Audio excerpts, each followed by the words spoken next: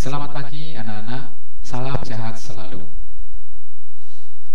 Bagaimana kabarmu hari ini? Saya yakin semuanya sehat-sehat saja. Baik, minggu kemarin kita telah belajar jenis karakteristik kerajinan bahan keras. Nah, sekarang kita akan belajar proses produksi kerajinan bahan keras, tetapi akan difokuskan pada kerajinan bahan keras dari alam, terutama kerajinan dari kayu.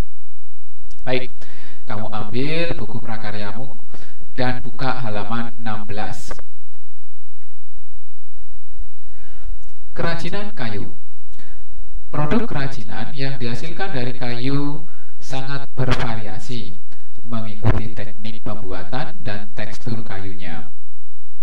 Kerajinan ukir masing-masing daerah memiliki motif atau corak ukir yang berbeda.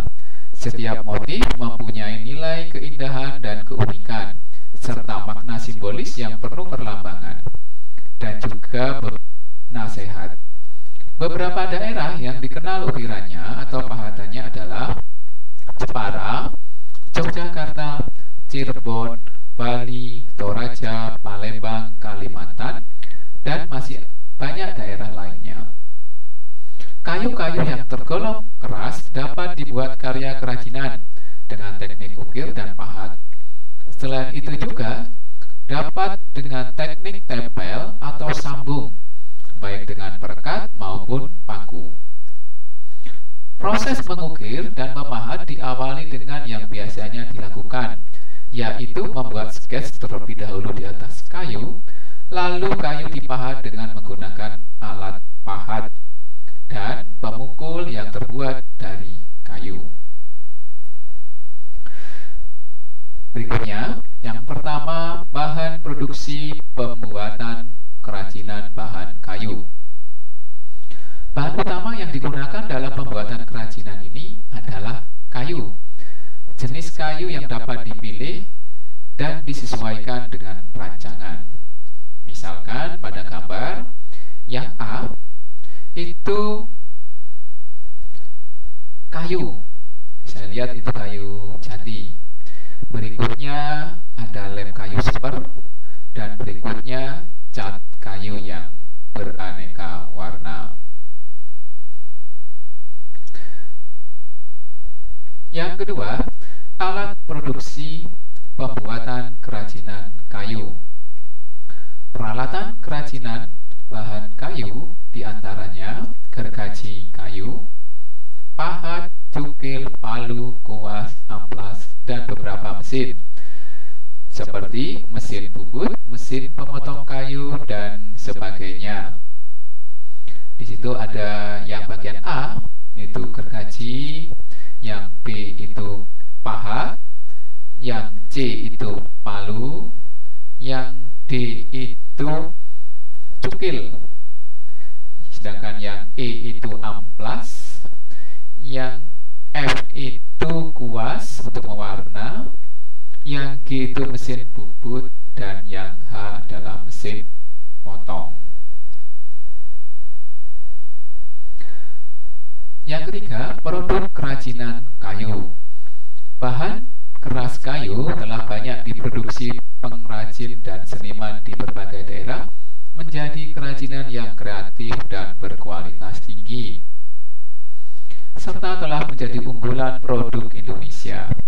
Dunia sudah mengakui keanekaragam ukiran kayu buatan tangan-tangan terampil masyarakat Indonesia, baik dari teknik manual hingga cetak. Semuanya dibuat sangat baik dan unik. Berikut ini adalah beberapa contoh kerajinan kayu yang selalu menjadi raja craft di setiap event pameran seni dan kerajinan. Jadi yang gambar yang A itu bingkai foto ukir, yang B itu vas bubut dan ukir, yang C itu aneka rumah adat, sedangkan yang D miniatur kendaraan. Yang keempat, proses pembuatan kerajinan yang dapat dilakukan dalam pembuatan kerajinan dari kayu diantaranya adalah teknik ukir, teknik bubut, teknik potong sambung, teknik bor, dan beberapa teknik lainnya. Dari sekian teknik, tentunya yang paling sulit adalah teknik ukir. Karena mengukir tidak sembarangan orang bisa. Diperlukan keterampilan yang baik agar hasilnya juga berkualitas dan tidak boros bahan. Di bawah ini contoh proses pembuatan kerajinan huruf dari kayu. Jadi yang pertama, cetak atau sketch huruf yang akan dibuat di atas kayu. Kayu yang sudah dicetak dipotong dengan gergaji scroll. Berikutnya, potong huruf diberi warna dengan cat kayu yang glossy atau doff. Berikutnya, susun huruf bentuk pajangan papan nama sesuai keinginan, beri lubang dan gantungan tali. Yang kelima, ragam hias dalam produk kerajinan kayu. Ragam hias di Indonesia merupakan kekayaan bangsa yang belum dapat disaingi oleh bangsa lain di dunia. Oleh karenanya, kamu perlu mempelajarinya agar kamu memperoleh pengetahuan. Setiap ragam hias mempunyai makna simbol tertentu. Ragam hias dapat diperoleh pada benda-benda seperti kain, ukiran kayu, rumah adat, pakaian adat, serta aksesorisnya, senjata daerah, musik daerah, dan beberapa lainnya juga.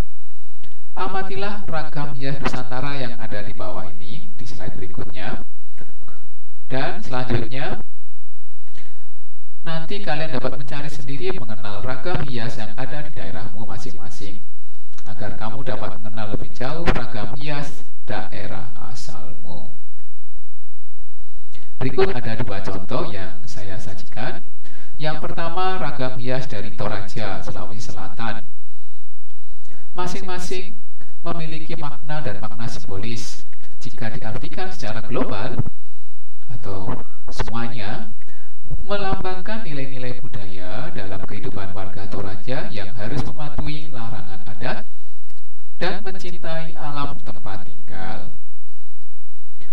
Berikutnya, pada gambar 1.11, ragam hias Jepara berasal dari Jawa Tengah. Arah gerak garis ukiran yang pasti mencerminkan adanya keteraturan, kepastian yang sejalan dengan landasan pola pikir yang tumbuh di dalam masyarakat yang mentaati ajaran-ajaran agama. Nah, kali ini tugasnya ya. Carilah gambar motif lain selain contoh di atas dan buatlah tabel seperti di bawah ini. Jadi gambarnya ada yang di daerah putih ini, terus nama motifnya apa, makna simbolisnya apa. Kamu bisa mencari di Google atau di artikel terkait. Nanti kalau ada misalkan ada pertanyaan, kalian bisa langsung WA ke saya untuk menanyakan yang bingung.